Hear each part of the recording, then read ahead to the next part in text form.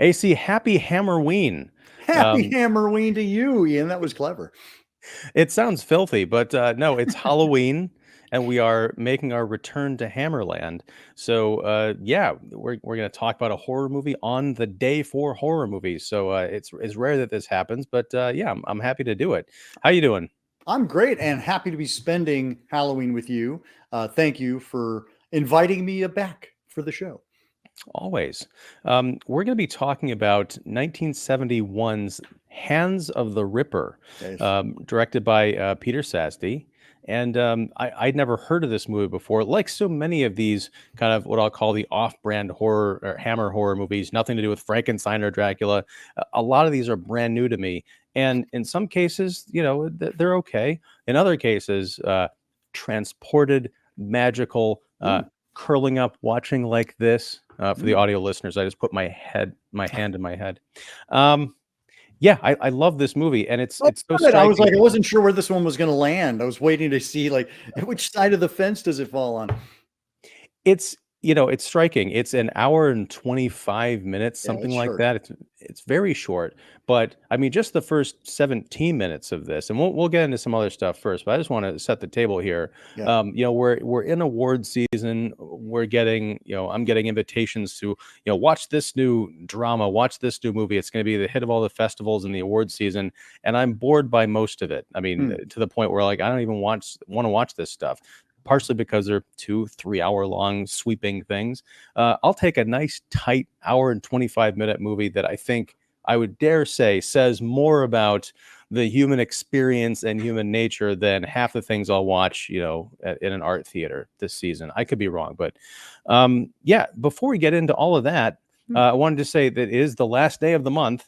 Or as you might say, it's probably like the 700th day of your month because you've been running the Scare-a-Thon Yes. over at Horror 101 with Dr. AC, all in support of RAP, the Women's Reproductive Rights Assistance Project. Got it. Third year in a row we're doing that, and we're certainly participating this year. So, folks, you can check out all the information down below, and donate if you feel so moved. But how's the Scare-a-thon going as we close things out for 2024? Well, thank you for asking. And as always, thank you for supporting the Scare-a-thon. We've been doing this since 2010. So next year will be our 15-year anniversary. Wow. But yeah, it's been great. As you mentioned, it does get a bit exhausting in this final lap. When I looked and I went, oh gosh, I'm doing 3 shows with Ian this month. And that's on top of the 31 daily Scare-a-thon episodes that I'm doing, and in addition to the 4 Friday night frights that come along. And so it's been a marathon like it always is. We call it the October Challenge for a reason because you're supposed to be challenged. But yeah, it's been a really great month. I feel very thankful to have had it. I will feel very thankful when we cross over to All Saints Day when the veil is very thin, as are my nerves. Well, it's fitting because, at the end of October, you're going to be in sort of a movie coma. At the end of November, you've got the Thanksgiving coma from all the That's festivities. right. So, That's right. and then, holidays and yeah, it's great. And I'm How happy has that your October been? crazy, always too much to do, never enough time. A lot of day job stuff keeping me occupied with things that aren't movies, which is totally fine because movies do not pay the bills. No. But but I will say that I have seen a lot of stuff this month. Not all of it great. I'll be doing a live stream tonight about Hellboy, the Crooked Man, Oh which by wow. the time this goes up, folks will have been able to watch it. The live stream, I can't recommend the movie so much, but yeah. Anyway, let's not talk about that. Let's talk about something truly great, and that is Hands of the Ripper. I'm a bit miffed. Let's start this off, and we are going to lead off with a spoiler. I feel like putting on a spoiler banner on a recorded show kind of weird, so we'll leave that off. But I want to ask you, AC, Yes. did I miss something? Do we know that Anna, our not exactly protagonist, but the featured, center player in this movie, do we know off the bat that she is Jack the Ripper's daughter? We learn pretty quickly. Do you mean like in the opening scene? Do we know that she's? Yes. Well, we see someone running from a mob, Hmm. and I think we do. I think her mother says they're after you. I can't remember if she says. I think it's revealed later that he's Jack the Ripper, but I think Well, I think it is clear that her father is a murderer, has murdered someone, and that the mob is after him. But I don't think we identify that this is in fact Jack the Ripper and this is his family. well, I mean, like the movie, the title kind of sets it up, right? So Sure, we sure, again sure. we see someone in Victorian London running from a mob. He kind of busts into this apartment. There's a lady there. There's her daughter, sort of in the crib, and he ends up stabbing her to death. Not a big leap. My question is, Stabbing the wife. the wife, yes, Yeah. the daughter is kind of left alone, but I knew, or I kind of put it together that that was probably a familiar situation, but it's not explicit. My issue is when I go to IMDb, because the movie makes a big deal out of the reveal later on, like, oh my gosh, it's Jack the Ripper's daughter. Right. The movie synopsis on IMDb: as a young child, Jack the Ripper's daughter witnesses him kill her mother. Right. Right. Right. It is a given piece of information. Yeah. Yeah, it stinks. But anyway, that's how we start off the film. And then we flash forward to some years later, and Anna, the little girl we saw in the crib, is now a grown woman. She's still a young woman. She's traumatized by the events that she saw, and she's been taken in by this lady claiming to be a psychic medium. We flash forward to a seance where she's kind of doing her business with some kind of well-to-do people in the town, including a well-known doctor, a member of parliament, we come to find out. But it's all kind of parlor tricks. And afterwards, one of the member of parliament, the fine upstanding gentleman, stays behind to have relations with Anna against her will, but not according to her adoptive mother. He it triggers her by offering her this brooch. I think that was the event, and he goes in to kiss her, and that kind of sends her into this fugue state. And she we get the sense that she's flashing back to the trauma of that night that her mother was killed, but she ends up going into a psychotic rage, lashing out, killing the mistress. Member of parliament guy gets away, is spotted by the doctor who was also at this seance, and there's a sort of like psychological cat and mouse of like, I know you were there. Yes, I was there. Please don't tell anyone. And the shrink is like, well, I want to study this girl and find out what's wrong with her, but I know nothing about her past. So you can use your political connections to get me that information. Mhm. And throughout the course of the movie, there's this sort of psychiatrist-patient relationship at the dawn of Freudian psychoanalysis. That's the backdrop in which this is set. But there are also more murders happening. And as this duo begins to bond, our doctor character bends kind of morality and ethics to continue his research and help this girl, even though bodies are falling left and right. So this is an hour and 25-minute movie. It moves very briskly. The dialogue does not waste a second of time. I was, hooked from moment one all the way up until the jaw-dropping finale. This week we've been talking a lot about movies where there are spectacular falls from very big heights. Yeah, this was one for the books. So I'm done rambling. AC. I'm so glad that you enjoyed it, because this was one, after Lost Continent, which we talked about, and that's how we actually got to this movie, because Eric Porter stars in both of them. He was the captain in Lost Continent, and then here he's playing Dr. Pritchard. And we didn't even mention in your wonderful synopses that Dr. Pritchard has a son who is engaged to be married, and his betrothed is blind. And so that's an added wrinkle. And it's an added wrinkle that I'm like, I don't know that it 100% pays off. I don't know that we get a lot of mileage of her being blind, but it's a nice touch. Lou Davidson is our screenwriter for this. And with the exception of Peter Sasdy, who's our director, and Ada Young, who's our producer, those are really the only Hammer veterans on hand for this entire production. pretty much everybody else is a new face to Hammer. I think Philip Martell comes in as our music supervisor, but aside from that, it's all new faces in the opening and closing titles. Let me just step back for a second, because I think Laura is the fiance, and Yes. Michael is the son. Laura comes back to town for their wedding, and they've been separated for a year and 4 days Yeah, how since about they've been that? together. Yeah, that's nuts. I mean, so you think back to, they're probably writing letters back and forth and all that, but that's still a long time.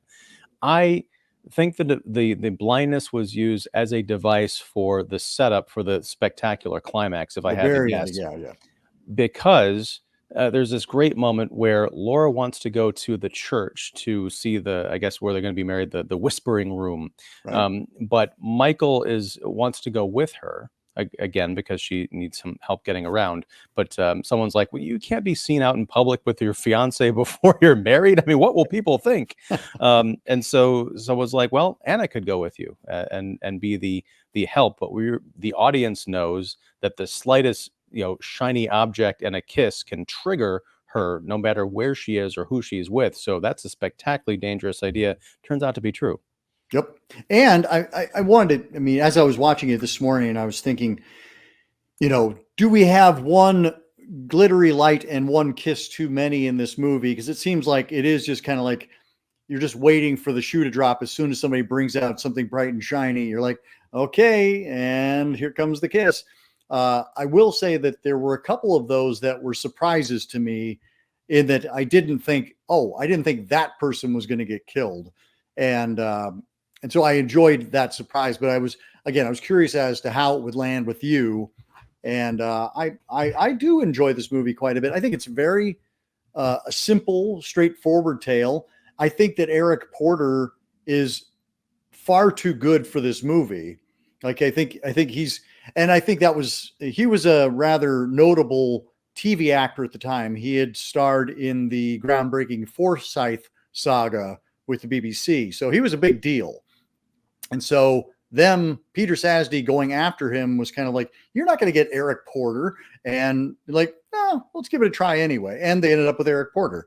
And I think he's terrific. He lends so much gravitas and like just nuance to this character that it kind of sells the hokum, because it's a pretty goofy story. I mean, it was actually produced the same year as Dr. Jekyll and Sister Hyde, which is also a Jack the Ripper riff. So it's like Ada Young was like, okay, let's go heavy on the Jack the Rippers. We've got enough Draculas and Frankensteins for the time being. I think it 100% works. I mean, I thought it was a little bit goofy. Like, really, it's the bauble and then the kiss, and that's the trigger. Yep. But what I like about it is the unexpectedness. As you mentioned, there are characters that you don't expect them necessarily to get it, but I think that's partially because you don't want them to. There's so Right. many nice characters in this movie that have horrible things happen to them, but I don't get the sense that the movie is cruel. It's treating this very much like Anna is someone who is disturbed, and this doctor is trying to help her to try and break through and figure out what's going on. Because Mr. Dysart, our parliamentarian, the real sleazebag, he's convinced, or he's been talking to people that are convinced, that is a supernatural connection, that the spirit of Jack the Ripper, her father, has permeated her and is what is bringing out this kind of demonic behavior. Yeah. Whereas Pritchard believes in the science. He's from the Freudian school, so he thinks there's an explanation for everything. I love that these two competing ideas come together in this story. So the audience is like, well, it could be supernatural, it could be psychological, it could be that she believes that she's being inhabited by the spirit of her father. It doesn't have any clear answers, but both arguments are pretty compelling. I think it's funny that Dysart is like so convinced by this medium. Like he's like, you go to this medium and then you'll know. And it's like, what, really? Like the member of parliament is like, oh yeah, you got it. It's about the medium. Also, I was thinking back to that, like, how did Dr. Pritchard and Dysart and, like, how did they come to be at that initial spiritual medium reading in the first place? I mean, Pritchard just seems like somebody who's like what a lot of nonsense this is. I don't know if that's established. It might be the couple that was there trying to channel their Yeah, but we loved never one. Maybe see they them did. again. You're right. I think they might have shown up in it's like incidentally somewhere, but they're not important characters to the movie. Yeah. So that is one kind of hole that's not really Unless it's resolved. They just just an all evening happen to be out, there, right? Yeah. But I do either way.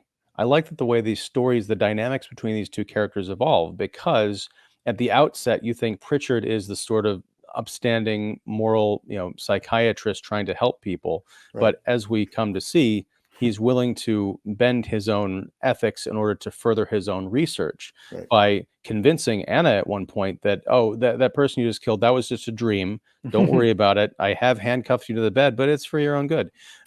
Whereas Dysart, he's still a snake throughout the entire film, but he realizes gradually that our hero has sort of begun to slip. And he says, well, yeah, now if you try and tell anybody that you saw me coming out of that brothel after what happened, I think I've got more on you now because your patient is murdering, 6 people around town. I just love the way those tables have turned and how Pritchard has to figure out a way to save his patient and save his own skin. And, you know, the moment this movie really hooked me was that first, I'd say the second kill. It's with the madam, or the medium madam, I guess you'd say. When Anna loses her cool and lashes out to grab the fire poker and starts, slashing, the camera cuts away and we hear a woman screaming, but then we see Dysart running out of the room. We're expecting that she's going to lash out and kill the man that tried to sexually assault her. Right. But that doesn't happen. It's the other person. And there's a couple of moments like that throughout the film that, it keeps you guessing. This thing is like 50 years old. Yeah. And yet I dare say there's people who could watch it now who've seen 100 horror films and be like, I didn't see that coming. Yeah, multiple times. Agreed. And this is very much, Hammer in its fading days. I mean, it still had a few more years left in the tank, but you can see Hammer trying to do some different things. You can see Hammer trying to explore and embrace this modern horror landscape. Like Rosemary's Baby and Night of the Living Dead were both 1968. So we are 3 years out from that. We've had Vampire Lovers. We've had, Twins of Evil and Lust for a Vampire. So like we are seeing Hammer really try to move into a modern mindset. And the murders that occur in this, I think the most violent up to that point that we had seen in a Hammer film in terms of throats being slit and blood splashing, but also just in terms of the camera work. Like we're actually seeing on location shots, and there's kind of a weird, like almost handheld quality to some of the cinematography. But then you also have that beautiful ending in the cathedral that is just gorgeous. And I have a little bit of trivia about that when we get to it. All right. I'm happy to hear it. I think in terms of some of the attacks, I mean, our Dr. Pritchard, he actually gets run through with a very, very long sword, stabbed, right in the side, and then Anna runs out of the room. I think he was just giving her like a kiss, kind of like an affectionate, a comforting kiss, but yikes. What I loved was the aftermath of that, where he's kind of stumbling around with his sword in his side and he has to figure out how to get it out. There's a great moment where he hooks the handle of it, scabbard, into a door handle, uses that as leverage to yank it out. And then he just kind of like falls to the ground. Yeah. Yeah. It's very clever.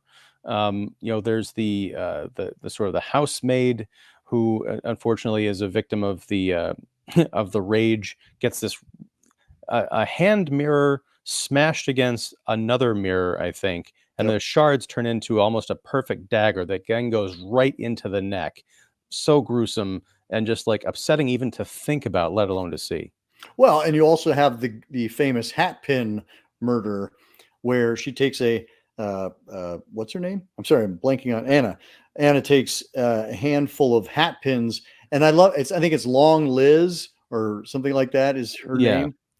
But she stabs her And as she's being stabbed, she puts her hand up to protect herself, and her hand gets stuck to her eye by a bunch of hat pins, and then she stumbles out into the street with her hand literally pinned to her face. And it's funny because you started off by saying it's the murder. She doesn't die, and that's another surprise. You Right. expect that when you see the pins go through the hand and into the face, okay, that's someone's going to find the body or whatever. But no, she stumbles out, and then she finally pulls her hand away from their face. There's some beautiful Right. gore, but yeah, again, for a genre film, this is. I was going to say this is very hard to pin down, so please don't hold that against me. Damn it. Ugh. So the bit of trivia was they wanted to shoot in St. Paul's Cathedral, but St. Paul's was like, no, I think not.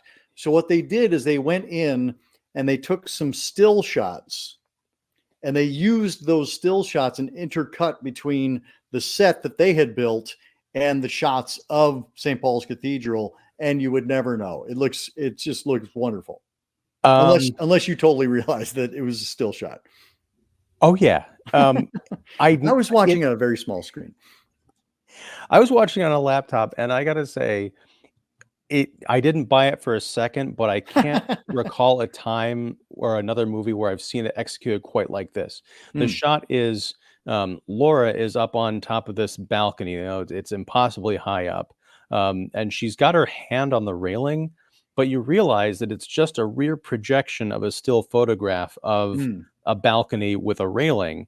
And so this is not CG, right? But she's reached out to touch it. She matches where the railing would be perfectly. So it's very bizarre to see her kind of like doing this pantomime of like, oh, I'm touching the railing ever so gingerly, but you realize it's a still that she can't even see because it's behind her. That's funny. That's funny. But yeah, let's talk about this fall. Yeah. In the climax, everybody rushes to everyone who's still alive rushes to the cathedral. Laura is up on the balcony. Anna's with her, and I can't remember, what does she offer her? It's something shiny. That's all I know. And then she leans in for a kiss, and Anna reaches out to strangle her. This is the first, I think, time that she's not using some kind of a weapon, right? I think Anna is still under the hypnotic spell that Dr. Pritchard put her into initially. I think that's like I don't know that we get a bauble at that point. I think she's in the trance, and then the kiss happens. Okay. Because yeah, there's usually those two components, but correct. But anyway, Anna starts strangling Laura, and Michael heads up onto the balcony. Just in time to see this happen. We've got our Dr. Pritchard down at the bottom screaming like, "No, Anna, no!" And he's since pulled this knife out, but he's still bleeding profusely, and you don't know if he's going to make it to the end of the scene. Anna detaches herself from Laura and does this incredible swan dive.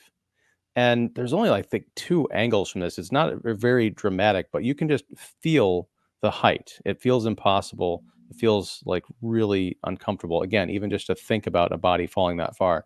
And they didn't appear to use if they used a dummy, it wasn't a shitty dummy. No, it was very well done. Yeah. Yeah. That is one of the moments, though, that I will say where I think the script is a little weak in terms of prompting that leap. Like, it's basically Dr. Pritchard down there going, "Come to me, Anna, come to me." It's like, I'll take the stairs. How about that? But instead, Anna decides to do this massive leap, and it's very dramatic, but it is a little like, what the hell? So I wish they could have justified it just a little more. I mean, how hard is it to fall over a balcony? I mean, we've seen it done hundreds of times before. So they just decided that it was an act of self-slaughter, and off she went. Yeah, I think back to Friday the 13th Part 2. Of course, got to get the reference in. Of course you do. Yes. The cabin at the end, Ginny puts on the sweater and pretends to be Mrs. Voorhees, and Jason, mother is talking to you. Right. He's not in his right mind. He's not seeing what he's actually seeing. I can just imagine that Anna, especially if she's in some kind of a trance, and she just has imagined that her father has been ripping, no pun intended, through her body or through her mind. That, I'm not surprised she took a header off the balcony. I can also see where you're coming from, but I also think if she takes the stairs, we don't get that spectacular fall. We don't, That's and the movie doesn't wrap up in 85 minutes, so right. It's more like 88 if she has to walk down all those just stairs. go all down those stairs. I want to just kind of shout out to Hammer, because they always, like, if you watch a Hammer film, I would say by and large, they clock in at almost exactly 90 minutes. Like, they knew what they were doing, and it was kind of like editing for television. They're like, okay, it has to fit into this time slot because we knew we were going to have a double feature, so it's like, we got to make it 90 minutes or less, but not too much less. So I love the fact that they were just like, nope, it kind of just speaks to the excellence of the technicians. It's like everybody is working together. We can't write it too long. We can't write it too short. Can't edit too long or short. It's like, it needs to come in at 90 minutes. So everybody, let's just make that happen.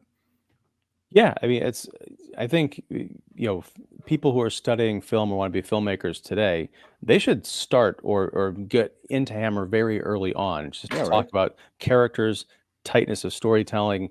I was going to say minimalism, but that's not true of some of the sets and set pieces that we've seen. But in this case, ingenuity. If you can't get the location you want, if you can sneak in and get a still, you can still make something happen. Yeah. I do want to say, like, when they Anna and Dr. Pritchard finally visit the I guess the royal psychic medium or whoever Dysart was recommending, I think she was very good, and that whole scene's very good.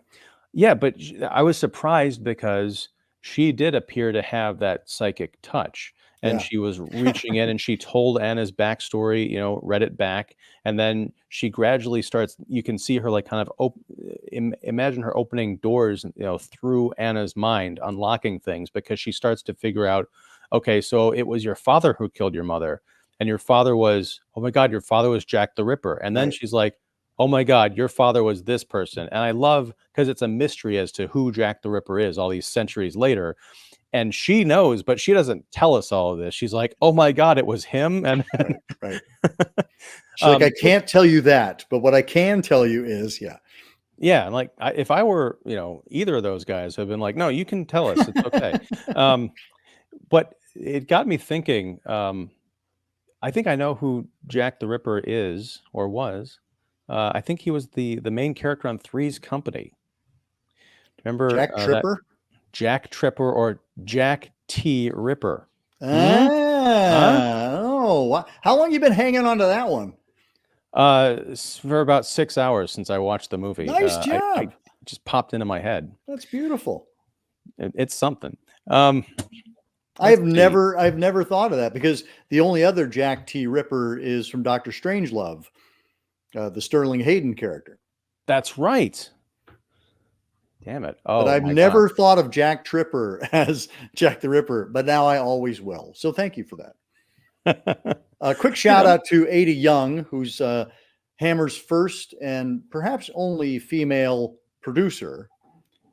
And she was definitely, a rarity in the field anyway.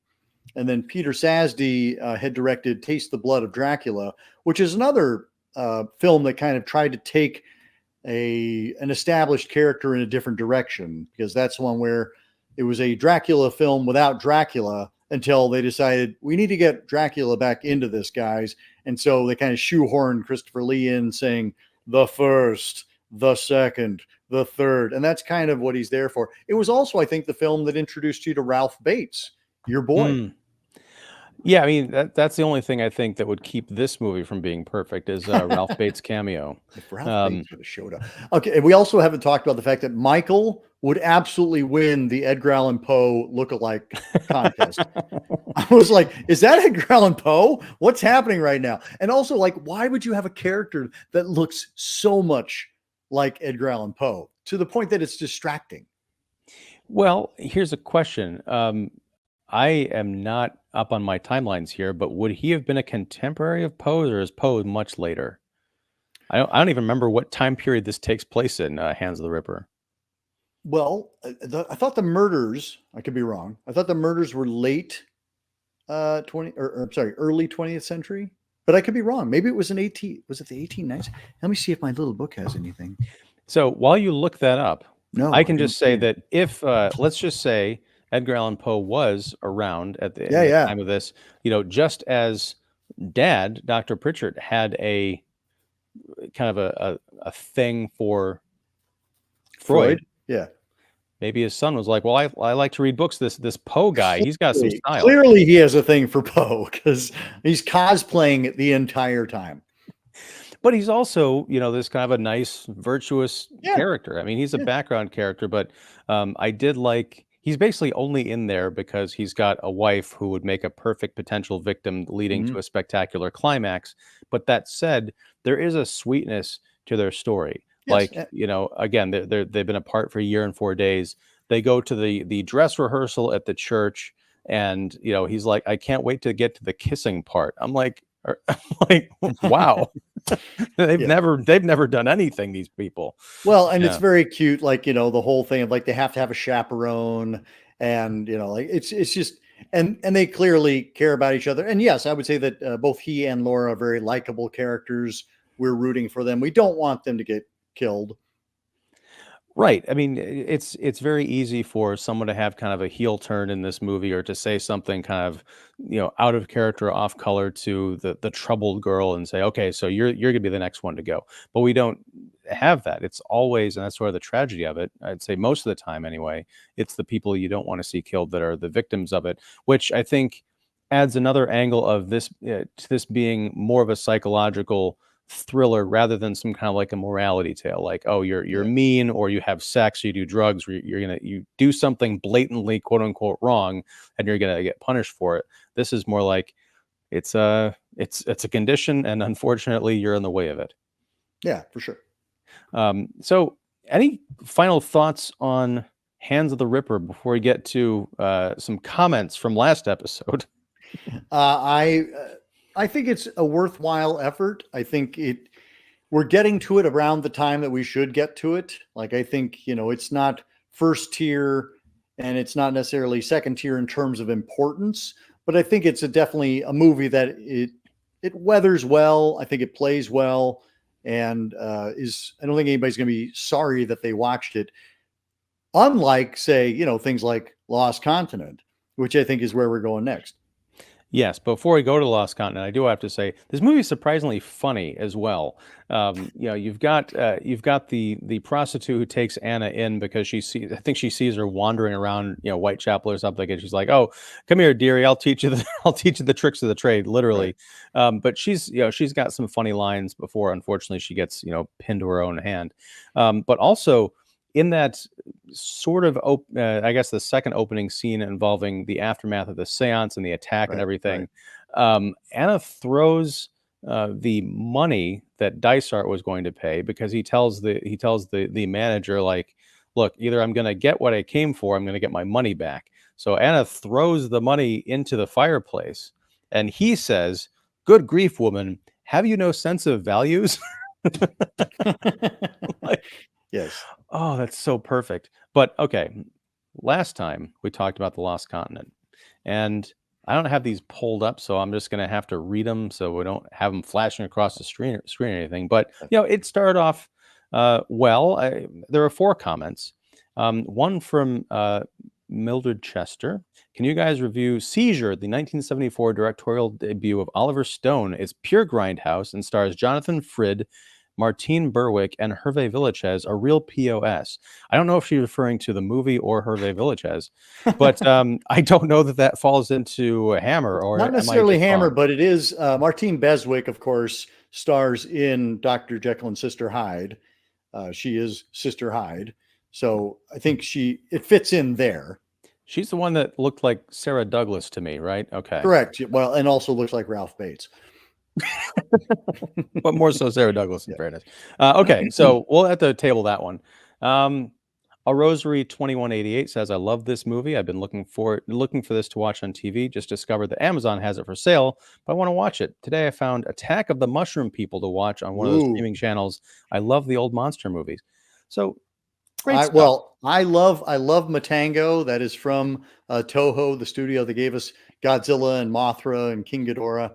And yeah, Attack of the Mushroom People is definitely a weird little flick, and so weird, in fact, that we profiled it in our book Hidden Horror. So big fan. I think there's a link to that also down below in go. this description. So yeah, check that out. Now we have my favorite comments from Stuart Key 6115, or as I like to call him, Kicking the Seat's newest super fan. What the hell is this guy saying? James Carreras was the creative force behind Hammer Horror's golden age. The characterization of him as someone who was more interested in women and showboating is completely untrue. He got an award because through him, Hammer had brought in so much money to the UK. It was when he left that studio went downhill. Unlike his father, Michael could not move with the times. And yes, these guys know nothing about Hammer Studios or the people who ran it. AC, what say Wait, you? was that a second comment? Did he go back to add more? Yes. Because I didn't see that one initially. Yeah. What is our gentleman's name? Stuart? It's Stuart Key 6115. Okay. Stuart, thank you for your comment. I think it is absolutely accurate that Sir James Carreras was given an award because his film studio had brought in so much money. I don't know that it's correct to characterize him as the creative force behind the studio. He was absolutely the man with the money. And as we know, the guy with the money, in the same way that, some Republican presidents will take credit for fixing the economy when in fact it was their predecessor who had created the situation where the economy could be recovered. James Carreras was somebody who had the wherewithal to bring in creative forces like Terrence Fisher and like, his son, or rather his partner's son, Anthony Hines, was one of the main creative forces. And he, as you'll see, he shows up as the producer on many of the films. So again, I would say that yes, it's true that James Carreras was an integral part of the success of Hammer. I would argue that he was not necessarily the creative force, and he did. It is documented that he was responsible for bringing in starlets. And again, that is just good common business sense. We want to have a pretty face, and James Carreras was more than happy to go out and find those pretty faces for his studio. So in that regard, he was the creative force in that he knew what pretty faces he liked and which ones he would like to see trotted out on the screen. But the man never set foot in the studio. The man never stepped foot behind the camera, and basically showed up, took the credit. And again, it was his money, so he gets to accept the credit. But I think it's unfair to characterize him as the driving force. I think it's also unfair to label his son, Michael, as not being able to move with the times, because Michael was absolutely somebody who was a creative force within the studio. And it was his frustrations with his father that drew him to leave the studio for a while and then come back when James was getting ready to leave. And so Michael didn't necessarily want to run the studio. That was not what he wanted to do. But when his father decided that he'd had enough and wanted to go off and enjoy his retirement, somebody had to step in, or else the studio would have gone under. And so that's where Michael was. And again, to say that, Hammer didn't move with the time, it's a tough thing to do. I mean, many studios have tried to move with the times and failed. And Hammer, to their credit, kept trying different things. But, when your bread and butter is the Gothics, and that's what you're identified with, as Ian has discovered over the course of this show, like that's what people think of when they think of Hammer horror, despite the fact that Hammer has done myriad other genres and done sci-fi and done mysteries and done psycho ripoffs. I mean, Hammer is absolutely a wide spectrum of horror and thriller. And also did the dramas and comedies and things like that as well. But when we think of Hammer horror, we think of the Gothics, even though that is not what they are. And when you got to the early 70s, people were kind of tired of the Gothics. And so even though you had Hammer producing things like Hands of the Ripper, like Dr. Jekyll and Sister Hyde, like Straight On Till Morning, you don't necessarily think of that as Hammer. So, and I didn't, just to kind of address the whole, these guys know nothing about Hammer. I have a number of reference books, and I refer back to them usually when we're doing these shows. And so I didn't come to these conclusions on my own. Obviously, I wasn't in Britain in the 60s and 70s, so I don't know what was going on. I got it from people who do know and who have done the research. So while I don't come by that knowledge firsthand, I do come by it via some pretty solid sources like Marcus Hearn, like Jonathan Rigby, a lot of the folks that you'll hear doing commentary on various Blu-rays and things like that. So I understand that you feel like we don't know what we're talking about, but I would like to hear where you're getting your information from, because then we could actually have a conversation. AC, that was beautiful. And it's much more elegant than my inclination, which was, oh yeah, same to you, pal. No. Well, I learned, I was trying to channel Ian Simmons from the Don't Read the Comments playlist, because you are always very kind and you address things in a reasonable fashion, as opposed to saying, oh yeah. Yeah. Well, I rarely see you do. Well, thank you. And I think there's a reason I haven't done Don't Read the Comments in a while. Every once in a while, I think about bringing it back, but then I think my inclination to be charitable in my responses, it's dwindling. I don't know what it is. Okay. Yeah, so that's why I'm keeping it in check by not doing it and Well, relying on folks I will such as you say, to help me out. for those who would enjoy a good listen, I do recommend going back to Ian's Don't Read the Comments playlist, because there's some really great back and forth exchanges with viewers like you and with Ian, and it was always one of my favorite shows. So while I understand your reticence to do it, because yes, when your charitability runs a little dry, it's probably not the best time to be, although it might make for better TV. Who knows? I'll look at it for 2025, which is almost upon us, if you can believe it. I can't. So yeah, we're going to close this out in December. We're going to thank you, Stuart. Thank you for your comment, by the way. Yes. I do appreciate conversation. Civil conversation is even better for me. See, once again, you closed that section out with a nice thank you to the person who commented. I was just running right to the outro. So yeah, better person than I. But yeah, I also will take some blame. Part of the reason we do this series, and also Academia Giallo and any other series we do on Kicking the Seat, is because I am typically the person who doesn't know what he's talking about. And so I rely on these guides to walk me through, to show me these wonderful worlds of films that I have not seen in the almost 5 decades that I've been around. So yeah, I probably said some ignorant stuff, probably on the episode you're listening to right now. So yeah, I apologize if I've offended your sensibilities, but I also, again, challenge you, Stuart, to, as AC said, put up your own knowledge and come to the table and let's talk in the comments. I don't know if you'd actually want to come on the show, but anyway, so December, we're going to complete our return to Hammerland, and then we're going to look around and be like, okay, where do we go from here? I have no idea. But AC, I do appreciate you recommending this movie. It's one of the favorites, my favorites that we've watched. That's great. I think it's pretty spectacular.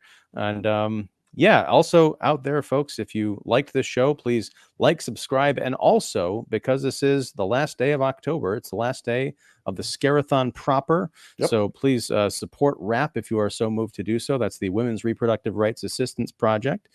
Information is down below. And yeah, also check out AC and follow his Scare-a-Thon journey, and give him some moral support, if nothing else, because the man's on the verge of collapse. Just look at him. No. But yeah, AC, thank you again. Any final closing words for October 2024? Well, happy Halloween to everybody. And as Ian said, if you would make a donation, it really does make a big difference. And no donation is too large or too small. We have had donations as small as $10 We've had a donation as large as $1,000. So it's incredible to see people stepping up. And I 100% recognize that within this election season, everybody has donation fatigue. And so if you, any gesture you can make, whether it's liking a video, whether it's making a comment, whether it's making some kind of monetary contribution, anything is support, any form of support is much appreciated. And I really do. I'm so blessed to have folks like Ian and all the folks who have supported Scare-a-Thon throughout this year. I'll bow out now. All right. Well, thank you, AC, for all the work that you're doing. Yeah, and all the help you've given me on this journey as we return to Hammerland. So I guess we'll be back in December again with something. I don't think we've decided on the movie, but hey, if you've got a recommendation out there for something we should talk about, you know, kind of Hammer related, then drop it in the comments and we will discuss whether or not we discuss it. I don't think it'll be that Hervé Villachez thing. That sounds pretty wild, but it's worth seeing. I just don't know that it fit in this milieu, but I think we could potentially find a place for Seizure at some point. Okay. Yeah, that's a weird turn of phrase, but I understand what you're putting down. Anyway, thanks everybody. Take care and happy Hammerween once again.